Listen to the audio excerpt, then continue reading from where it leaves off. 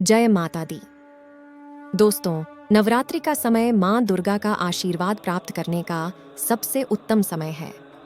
ऐसे में साधक माता रानी को प्रसन्न करने के लिए उनकी आराधना और व्रत आदि करते हैं।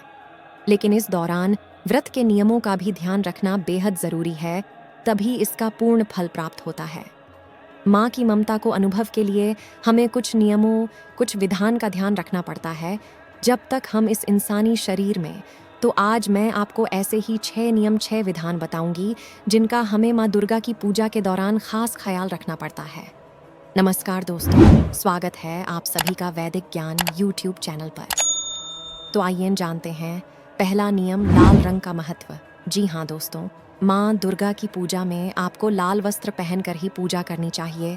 विशेषकर सुहागन स्त्रियाँ लाल वस्त्र पहनकर और श्रृंगार करके माँ की पूजा करें तो बहुत उत्तम है। माँ को जब आप पुष्प अर्पित कर रहे हैं तो वह लाल रंग के हो तो बहुत ही बढ़िया है।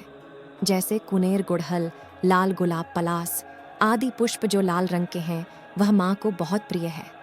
और इसमें भी जो गुड़हल का पुष्प है वो माँ को सर्वाधिक प्रिय है।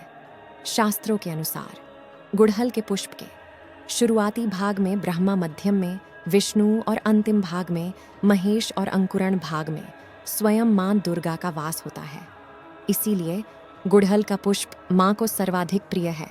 इसके अलावा माँ को श्वेत कमल, अशोक, चंपा, अपराजिता आदि पुष्प भी चढ़ते हैं।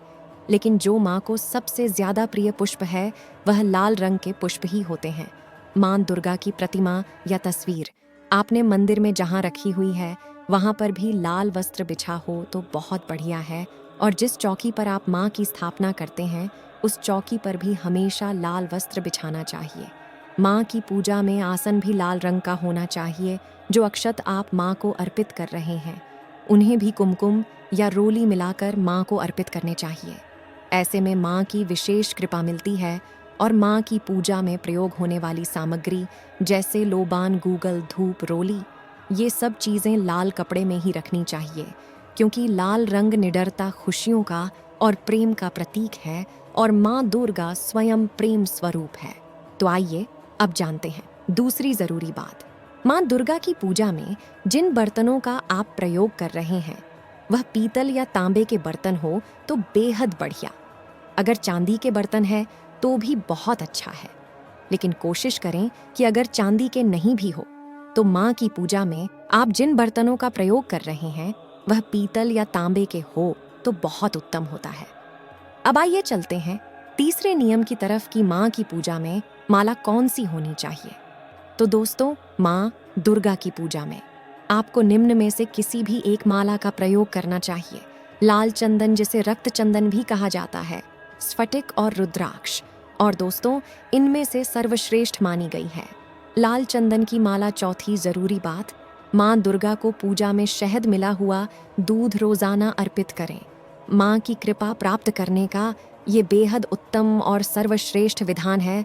पूजा के बाद इसे आप स्वयं ग्रहण करें, ये आत्मा और शरीर की शुद्धि करता है। पांचवा नियम, जिस चौकी पर आप माँ की मूर्ति या माँ की तस्वीर को स्थापित कर रहे हैं पहले वहां पर आप स्वास्तिक का चिन्ह जरूर बना लें। और जो आपकी चौकी हो पूजा की वह चंदन या आम की लकड़ी की चौकी है तो बहुत बढ़िया है। और छठवां जरूरी नियम की माँ की पूजा से संबंधित जितनी भी सामग्री आपको मंदिर में रखनी है वह हर कहीं आपको हर जगह नहीं रखती है। उसको मंदिर के दक्षिण पूर्वी दिशा में आपको रखना है। इस चीज़ का आपको ध्यान रखना है।